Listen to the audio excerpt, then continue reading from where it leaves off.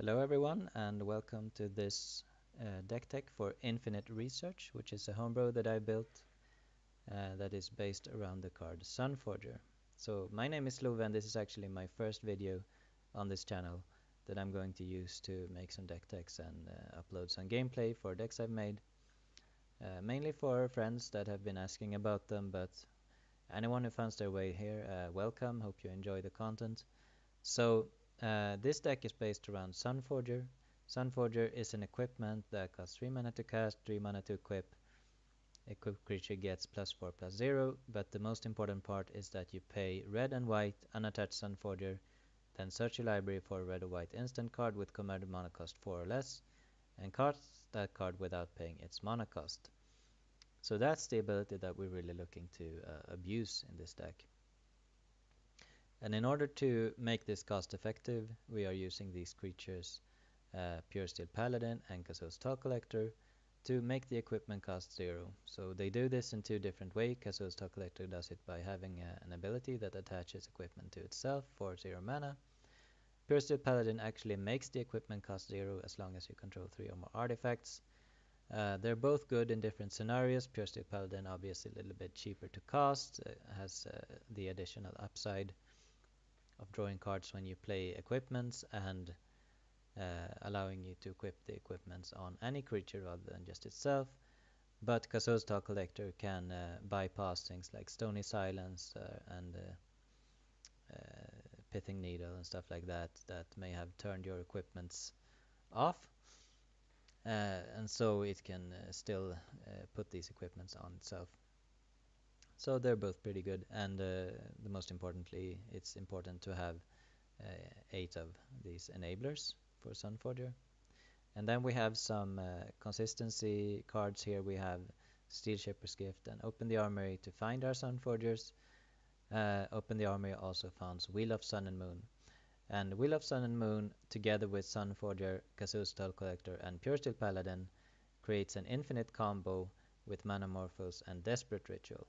So if you have Wheel of Sun and Moon, Sunforger, and one of these creatures in play, you can basically chain Manamorphose alternate with Desperate Ritual to draw any amount of cards and gain any amount of mana that you need to win the game. In theory, you can actually go infinite with this combo, but in practice, especially online, since it takes too long time to resolve, you're just going to generate enough mana to kill the opponent with Boros Charm most of the time. My paper version rocks a little bit of a more powerful version of this combo because it replaces the Desperate Ritual with 2 Mox Opals. And the Mox Opals have more general utility, and it also makes the combo go off 1 turn earlier. If you're interested in that version of the combo, you can follow the tapped out link in the description to my paper version of this deck. But online, it's just not only is it very expensive to buy the Mox Opals, but it's also simply not feasible to use that version of the combo because it can't really demonstrate loops online, and that means it's gonna take forever to resolve it. So this version is actually playable online as opposed to the Mox Opal version.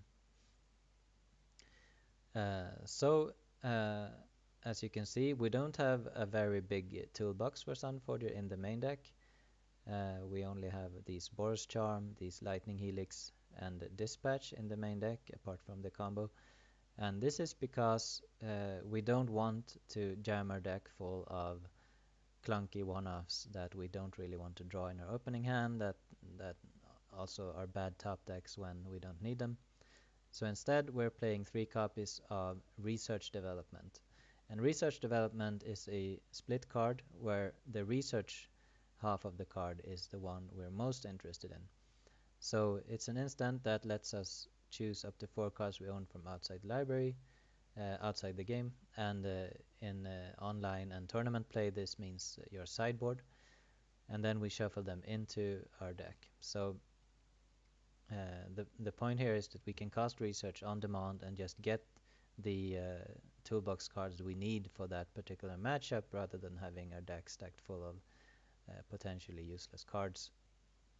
And then if we don't need to use the research, we can instead use the development half to to draw cards or create some board presence, which can also be very good. So this frees up quite a lot of slots for our deck compared to many other Sunforger decks, and it creates a potential to have a lot of cards available for the toolbox and a few silver bullets that really can end the game. Then we also have some utility equipment. We have Paradise Mantle, we have a Cathar's Shield. Cathar's Shield is to just beef up our enablers against things like bolts and Anger of the Gods. Paradise Mantle can ramp quite a bit with Pure Steel Paladin because you can tap one creature, equip it to the next for free, tap that.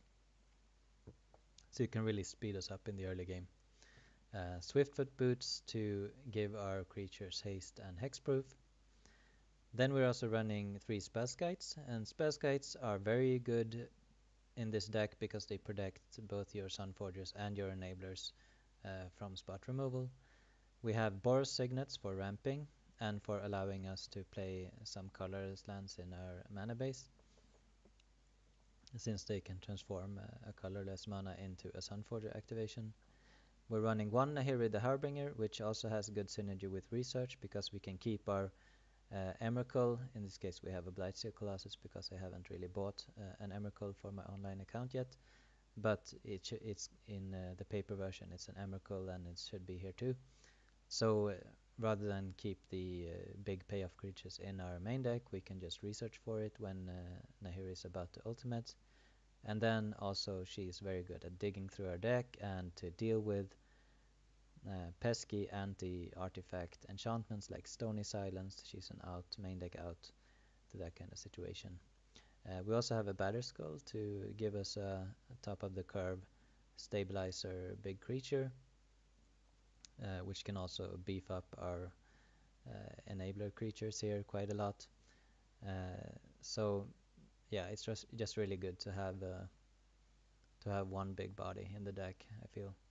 And of course it's also tutorable with these Steel Shaper's Gift and Open the Armory. Yeah, so that is the main deck. Now onto the mana base.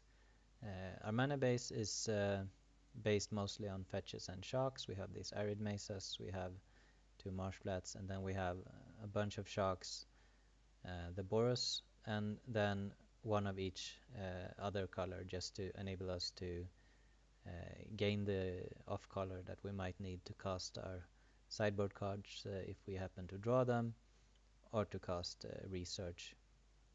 If we don't get the opportunity to use a Manamorphose to cast it, we can fetch for a Temple Garden and a Hallowed Fountain to do it instead. And then we have 2 Glimmer Voids just to provide some additional mana of any color. And then we run a Mistveil Plains in case the Wheel of Sun and Moon doesn't resolve in time. We can put Sunforger targets back in our deck with this one. And then we have Rug Prairie to filter other lands colors into Sunforger activations, or double white to cast Pure Steel Paladin. 1 fast land, Inspiring Vantage, good in the early game. And then we also run these Inkmoth Nexus. And Inkmoth Nexus is a card that I have in the deck because it enables a second sort of combo-esque quick win as early as turn 4. And how this works is that if you have a Pure Steel Paladin in play and a Sunforger in play, you can activate Inkmoth Nexus and attach Sunforger to it for free, and then forge for a Boros Charm to give it double strike, and equip it again, and then attack for 10 infect. So you can really steal games from under the radar. A lot of opponents don't realize you have lethal on board with the Inkmoth plus these 2 cards, and so they can tend to tap out or play a board full of non-flying creatures, and you can just win. So I feel like it's a really good secondary win con, also against life gain decks, of course. So onto the real fun of the deck, which is the sideboard. So the sideboard is stock full of super fun cards, that are normally simply not playable in Modern because they're too expensive and too hard to cast. But in this deck, since we're playing them with Sunforger and since we're putting them in a library with research, we don't really care how clunky they are. So first we have a little counter spell suite here. We have a Render Silent, which not only counters a spell, it also prevents the opponent from casting any more spells that turn. Obviously very good against things like elves or storm decks or any deck that likes to cast a bunch of spells in a single turn. Punish Ignorance is just so flavorful with research, so I had to include it. Um, you cast research and then you punish their ignorance. I think it's pretty cool, but it's also a pretty sweet counter spell because it gives you that 6-point life swing, so it can be pretty much of a blowout against some aggro decks and burn and stuff like that. Ojutai's Command, cheap, often called, cheap man's cryptic command, but in this deck it's also really useful for bringing back your Pure Steel Paladins from the graveyard onto the battlefield if they kill it, and of course counterspell, gain 4 life, draw a card, all useful choices.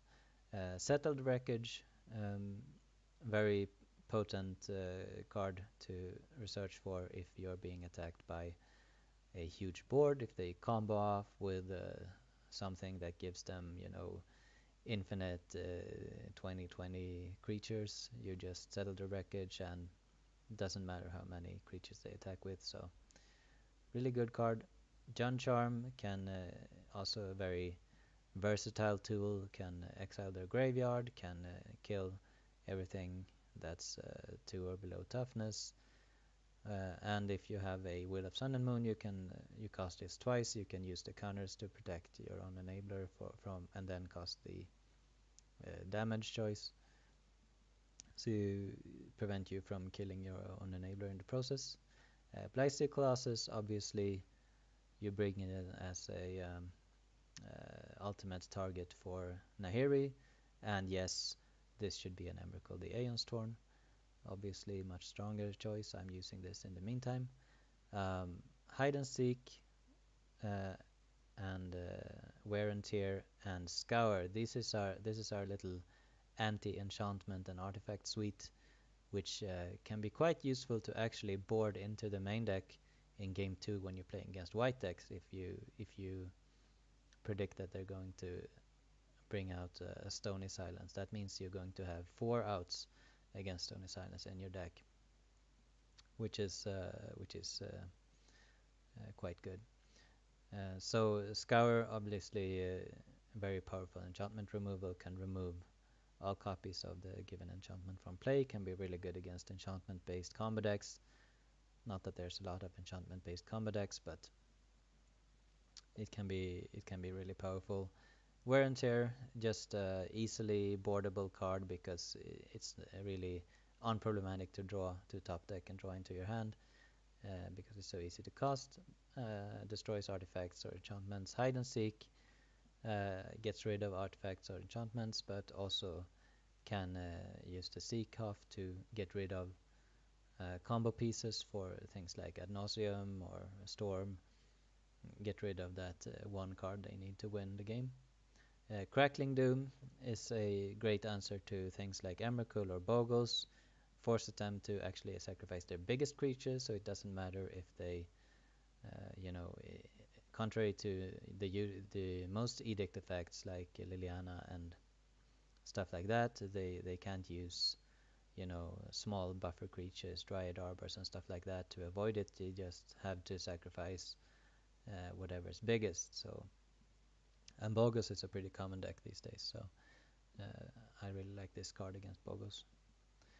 Advent of the Worm just gives you access to an extra big body, which can be really useful, or white permanent, extra white permanent if you need another to, activate Mistfall Plains.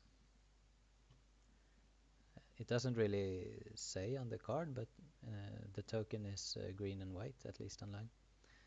So then we have some land hate here. We have a boil to blow out blue decks if they tap out. We have a wrecking ball to sort of get rid of Tron pieces and stuff like that. Utter end, just a general problem solver, can get rid of any permanent, problematic planeswalkers, stuff like that. Vanish into Memory is a great card against tokens, and the bigger the token is, the more cards you draw. It can also, in a pinch, be used to protect your own creatures.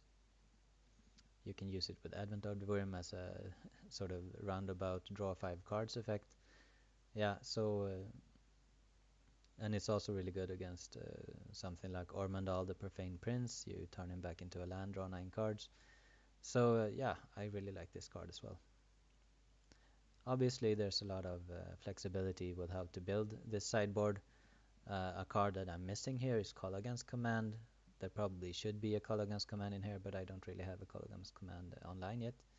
So, like, that's the number one addition I would make, would be to maybe swap out this Vanish for a Call Against Command and swap out this Blightsteel for an Emrakul. And yeah, that's the deck. Hope you enjoyed this deck tech, and please leave a comment below or go to my tap deck link and leave a comment there if you like it. So have a good day.